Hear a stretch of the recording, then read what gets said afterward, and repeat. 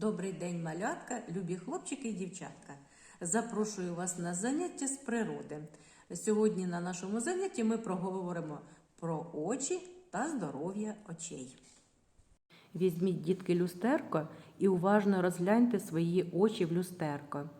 Скільки у вас очей? Де вони розташовані? Ось це, чим ми заплющуємо очі, називається повіками. Повіки кліпають, захищаючи очі від пилинок. Краї повік укриті віями.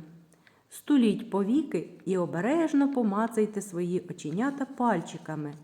Що ви відчуваєте? Що це вам нагадує? Може, маленькі яблучка? Тому саме око без повік та вій називають очним яблуком.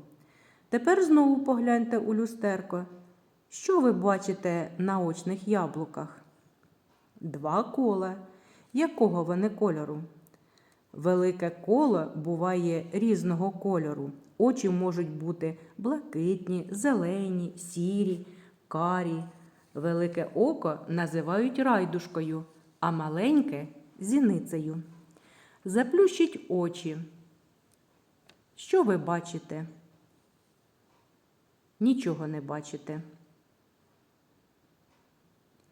Якби у людини не стало очей, вона б не знала, який світ прекрасний.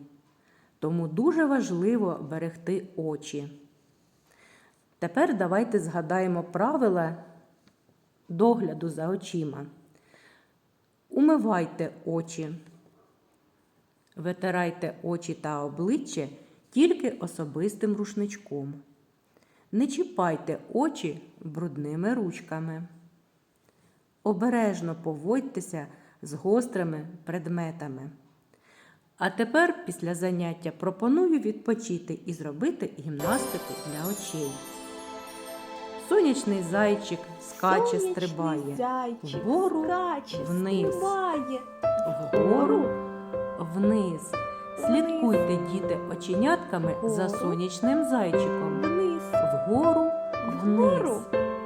Вгору, вниз. Виконуйте вправу разом із сонячним зайчиком. Сонячний зайчик від мене тікає. Переводь погляд. Вправо, Вліву сторону. вліво. Вправо, вліво. Вправо, вліво. Вліво. Виконуйте вправу разом із сонячним зайчиком. Вліво. Право. Весело в хованки, з ним ми пограємо.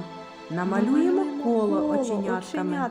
Оченята побігли вверх, вниз, вліво, вправо, по колу. Рухаємо очами разом за сонячним зайчиком. Останнє коло. Оченята в ліву сторону Зверху побігли вниз, по колу. тепер навпаки. Зверху вниз, зліва вправо. Уважно слідкуй за вниз, сонячним зайчиком. зверху вниз. Молодці, дітки. І останнє коло. Гадаю, діти, що заняття для вас було цікавим та корисним. До нових зустрічей. До побачення.